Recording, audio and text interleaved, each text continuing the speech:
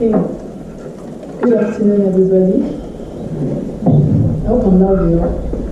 Okay, my name is Adeodu Imebu. You tried at least you pronounced it well. From Nigeria, I work with Leadership Initiative for Youth Empowerment. I'm actually the co-founder of LIFE, and I'm the executive director.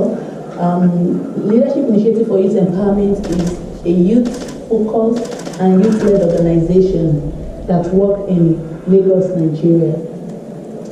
And LIFE vision statement is we want to see a life, a future where young people live healthy lives, free from discrimination, and are engaged as partners in their own development and that of the community. We all know that today, people make decisions for young people, but they are supposed to be engaged as partners. They are supposed to be sitting on the table and making decisions for themselves. So LIFE sees that life, and that's what we are working on to get young people to that stage. Like I said earlier, we are youth-focused development organization. We registered officially in 2012, and we work in 5 thematic areas.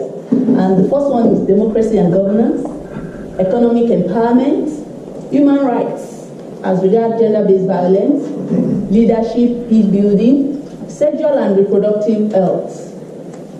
So in 2016, we were opportune to be funded by the UNLC under the Youth Solidarity Fund, and then we had a project called Intercultural Learning for Peace, IC4P project. This project was born out of the insurgents in my country. A lot of people here would have heard it on the news about what happened in Nigeria and what is still happening now, about the insurgents, the Boko Haram, and this led to a lot of young people being displaced from the northern part of the country, and there was an influx of these young people into our community in Lagos. And this insurgence is also, it has a religious undertone, and the people that influxed into our community are people from different culture. And so there is a need to bring these two sets of people together and see how we can have an intervention, and that was this intervention. And the main reason of this project was to strengthen the capacity of young people to promote peaceful coexistence through intercultural learning in Nigeria. And we had this in 2 batches. We trained 60 young youth ambassadors, because we believe that for us to have intervention that will work, it has to be owned by the young people, and they have to be fully involved. So what did we do? We have 2 main religious organization in popular religious religion in Nigeria, that is the Islam and the Christian. And so we work with the religious leader to give us some young people, because for us to also access this youth, they have deep respect for their religious leaders, and so to access them, we have to go through their religious leader in our community. They gave us the young people, and it is interesting to note that the very first day of the training session, we had a classroom filled with Muslim and Christians, young people between the ages of 17 to 25, and then we have a class where we have the Christian sitting on one part of the class, the Muslim set sitting on the other part, and we tried to break the ice, and then we decided to put them in a group, to have a group work. We gave them numbers, and all the people that fall in number 1, either you're a Muslim or a Christian, you have to work together, and we gave them tasks.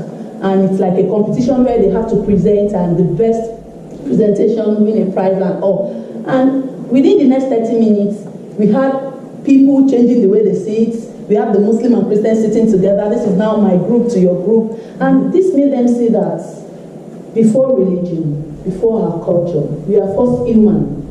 And if we can connect on that path, that you are my brother, you're my sister, irrespective of your color, your religious belief, irrespective of if you're disabled, if you are immigrants, if you are displaced, we are first human. And it was a success, because these young ones, the 60 trained ambassadors, went back into their community, went back into their mosques and churches, and stepped down the session and reached over 18,000 young people, and even people of the community, both their religious leaders. This is the picture of one of the step down sessions. And one of our young ambassadors made a statement that still resounds to today. She said, young people organizing is the most potent force for change on the surface of the earth. Nothing can resist it. Go, youth power. Young people have the power to implement projects. They have the power to be an agent of positive behavioral change. They go into their community, they are part of that community, so they understand what is happening there, and they are able to reach their families, their friends, and people in their community. And that has really worked for life. This is also some of their leadership training on peace building, and this is unlocking leadership for peace.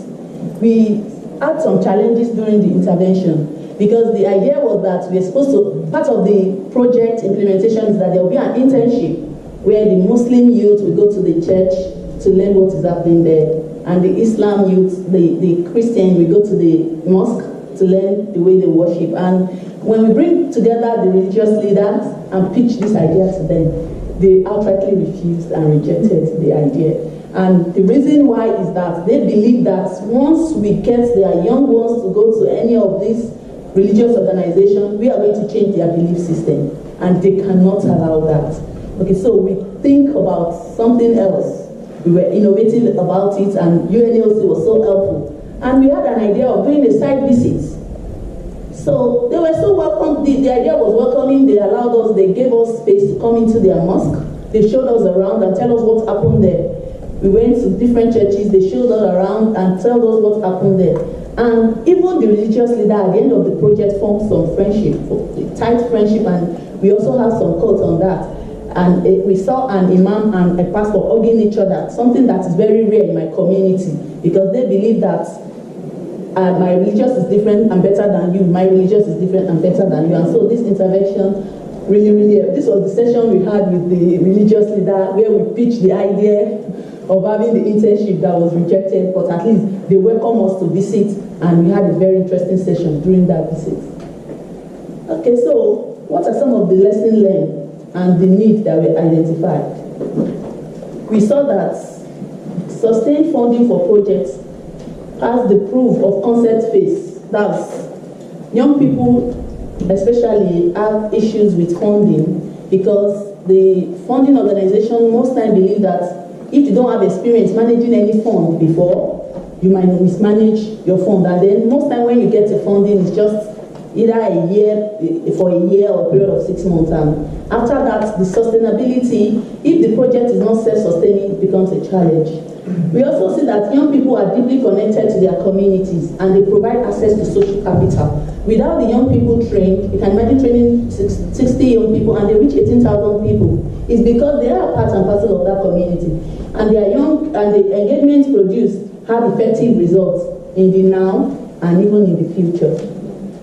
Okay. I think role of donor programs. These are part of the question that will still be answered during our panel session. So I'll just say a big thank you to everybody for listening to me.